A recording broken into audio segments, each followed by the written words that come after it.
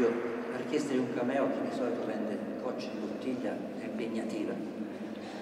In attesa che le persone competenti parlino di quello che è il tema, il vero tema, l'argomento hard della serata, mi sento un po' come quegli asini che si accostavano alle giumente per scaldarle in attesa che arrivasse lo stallone per fare il suo dovere. Sono l'asino ruffiano stasera.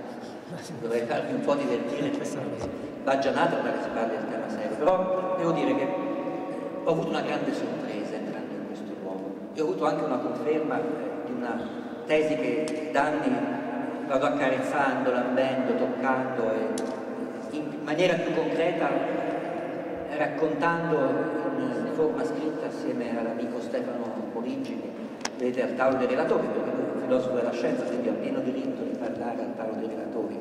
Io sono semplicemente un osservatore, un analista di dissonanze. La dissonanza fantastica e meravigliosa che vedo in questo luogo è una sorta di tecnologia che risponde a un'esigenza estetica. Oggi siamo abituati a considerare la tecnologia come qualcosa che abbia un vitore disumano, qualcosa che si allontani dalla nostra umanità, qualcosa che non ci appartenga, qualcosa che non osserviamo, anzi il nostro tendere verso la tecnologia sembra quasi che sia una fuga dall'umanità. E per questo la tecnologia assume delle fisionomie, sto parlando semplicemente della rappresentazione estetica di un oggetto tecnologico, che sembrano fuggire da ciò che è la rappresentazione delle forme, delle linee, dell'estetica, dell'armonia, della bellezza, di ciò che noi consideriamo appartenente alla nostra cultura, alla nostra umanità. Dentro in questo luogo fantastico, non capisco bene cosa sia, me lo sto chiedendo. Questa è una cattedrale, un luogo sacro, anche perché vedo queste raffigurazioni, questa iconografia, sono quasi delle antiche cosmogonie o delle rappresentazioni di forza, di potenza, di luce, dei simboli esoterici, non so bene. Una ricerca formidabile di linee, di armonia, di corrispondenze, tanto che mi fa sembrare che questo luogo sia una cattedrale. Il Sancta Sanctorum di questa cattedrale, ciò che nella cattedrale è il luogo assoluto dove sta il tabernacolo, è quelle groviglio di macchine che però hanno qualcosa di umano, sono antropomorfe, sono macchine del 1920. Oggi sono entrato qua e probabilmente ho fatto una piccola gaffa, appunto, degli asini ruffiani, dicendo che bello, questa è una sorta di museo della tecnologia. No, queste sono macchine funzionali.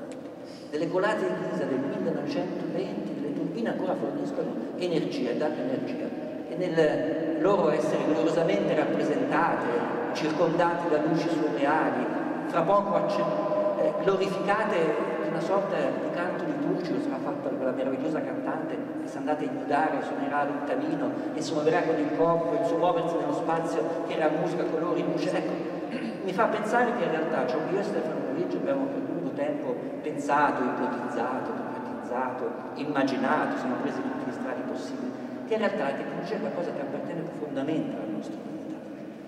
In questa epoca felice e fortunata in cui l'uomo cominciava a scoprire in realtà la tecnologia la guardava come qualcosa rappresentabile pubblicamente, qualcosa riproducibile serialmente, qualcosa che avesse la gloria mastodontica di un'opera umana che in realtà creava l'uomo la possibilità di avere delle protesi che allungassero, moltiplicassero, amplificassero, dessero potenza e appunto energia alla propria umanità.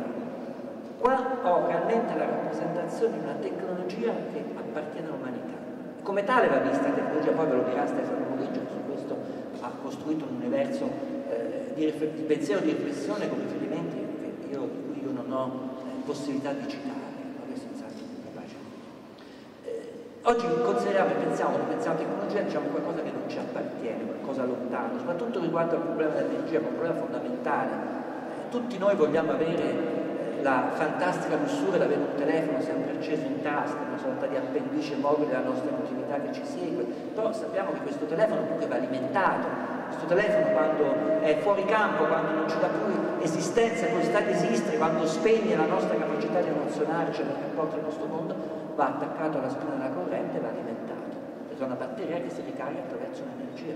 Non ci poniamo molto il problema dove venga questa energia, però siamo bravissimi a farci delle domande di riflessione sul fatto che vogliamo energia pulita, che vogliamo appunto che ciò che permette di vivere appieno la nostra contemporaneità, che da noi l'estrema, profonda, vertiginosa lussuria di essere appartenente a quest'epoca di cui io sono profondamente innamorato, anzi coltivo una nostalgia del contemporaneo, sono nostalgico del momento che sto vivendo, ho nostalgia di questo attimo, nostalgia di questo luogo, mentre lo vivo già lo sento, quel senso profondo di desiderio di qualcosa che già mi sta sfuggendo. Pensate quando sono malato e maniaco rispetto alla volontà di vivere appieno la mia epoca.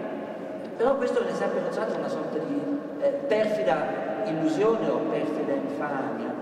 Noi pensiamo che possiamo vivere, o perlomeno proclamiamo, prima si proclama un certo pensiero, lo stato di esseri umani lontani, staccati, disgiunti o prendendo le distanze con la tecnologia, come se fosse qualcosa che ci allontana dall'umanità, come se stesse un'epoca felice, una sorta di età dell'oro in cui l'uomo non aveva la tecnologia, viveva perfetto contatto con la natura, viveva in armonia con la natura, un po' come i personaggi tarocchi dell'ultima americanata che ha, che vivevano adorando gli alberi, vivendo la forza natura. La forza natura è quella che si muove, oltre che dare pesci e dare un bel colpo d'occhio, si muove proprio le turbine, funzionamento dei nostri telefonini, quindi permette i nostri felici adulteri, permette il nostro controllo sui figli, permette il nostro per vivere, lavorare e sopravvivere. Quindi questo secondo me è il punto di partenza di questo dibattito.